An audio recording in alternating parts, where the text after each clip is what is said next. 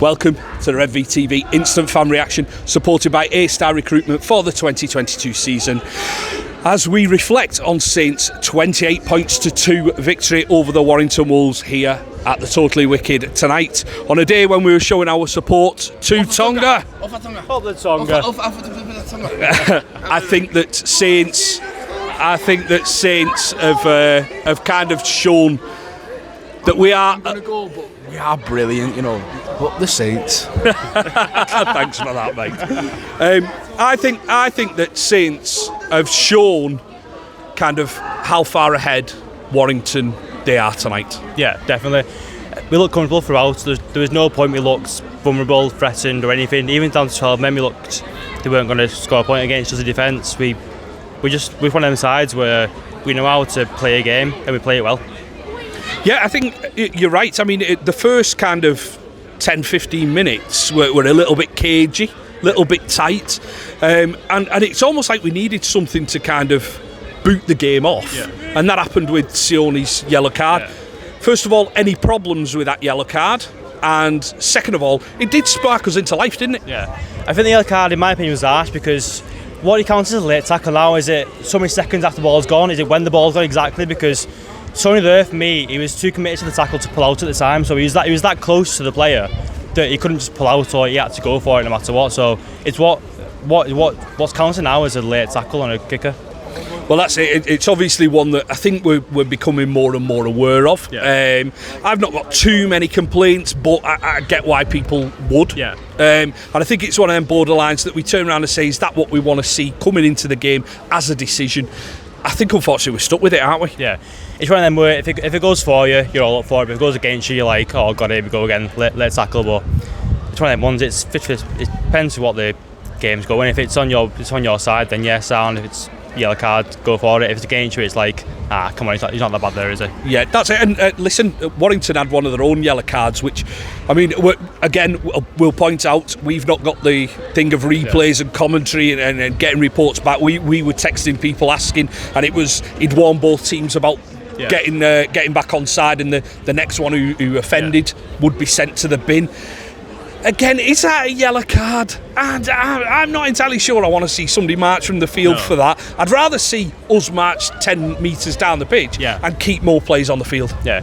It's one of them where, like, you've been told that many times, like a pressure rugby play, you've been told that many times, stay on side, and then what do you do when it gets too much? You're saying it. Do you send him? Do you give a penalty? Do you give a 6 again? Like, what do you do? Yeah, that's it. It is tough. Anyway, away from those decisions, you said it, Saints were comfortable tonight. Yeah. I think we've shown how far ahead of Warrington we are. I think our pack was just too big. But I don't necessarily think that we played as well as we could do. No, there's points in the game where, like, our execution wasn't the best in the final third. We were going forward we're a bit loose. We weren't really clicking into how we usually do, how we usually play, how we usually set up. There's points where, like, you think, we could do this, could do that, which on another day we would do. But I think, obviously, maybe not even the occasion, but just the events and the rivalry at Warrington Saints have, like, the build-up of the game and how it's built up for the fans-wise, it puts players under pressure to perform, doesn't it, really?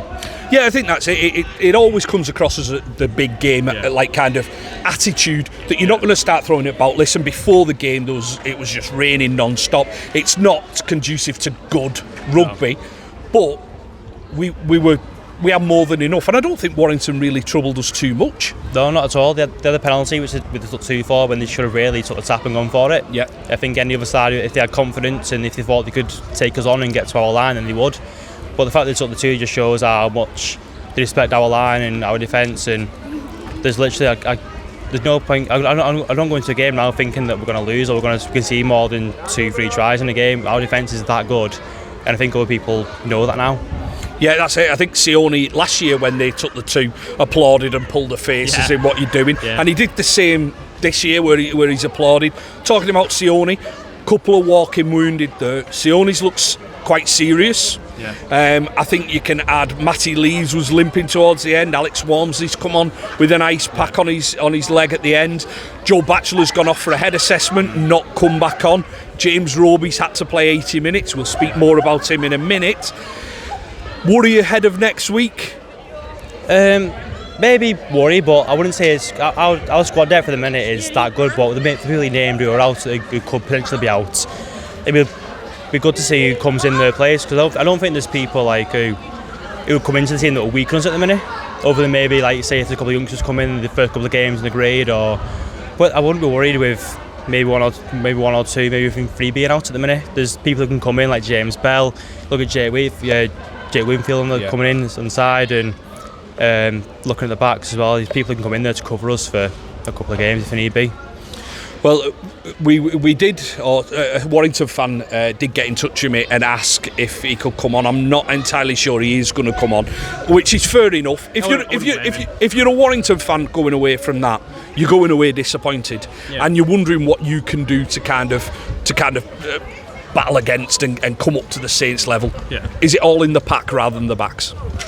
I think it's overall. I think our pack compared to their pack it's miles above level of what they've got at the minute. And then you look at our backs as well. There's just like a level to the game, and then you look at like the level we're on now, where we're performing week in, week out at a standard. Maybe not our top standard, but we're doing enough to get the points and to put the guns on the board and defend well. I just think at the minute we've got it all clicked in place where we are that good. Yeah. Even when we don't play to like maybe 80%, we are still that good compared to everyone else in this league at the minute. Where they go, why you get battered, everywhere they go. Thanks very much, boys. Thanks for that. Listen, that's all we need to hear, isn't it? That's all we need to hear. That's it. You talk about us being miles ahead. Is that because the rest of the league isn't as good, though? I mean, I look at, say, Warrington. I look at even Catalan when they've been here. I look at Leeds from last night, who were awful. Are we just streets and streets ahead? Is it everything in the infrastructure of our club just hitting that perfect note now compared to any other club in Super League?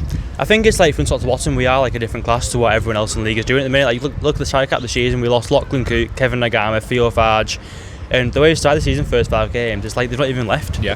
The way that we've like embedded Wellesby in, Dodd in, and to the back, we just look like we're like a well-oiled team at the minute, and the rest of the league at the minute is like when we go away from home, maybe they could obviously home advantage and the crowd get behind them, and maybe we could like crumble now and again at points, but the first 5 games we started, I can't say anyone catches us whatsoever. No. And that's fair enough. Cal, it is a little bit cold, and I did promise you one thing. Oh, yeah, you are co-host of the Spur Time Show podcast. I am. Yeah, you've currently got an episode out, Cheltenham special. Yeah. Right, here's your chance to give your show a little plug at Spur Time Show on Twitter.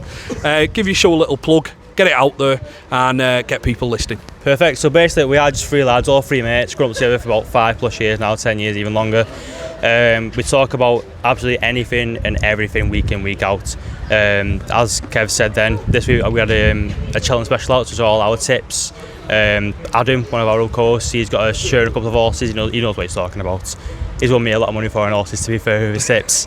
It's everything. We've got one coming with Kevin Sexton coming up, the jockey.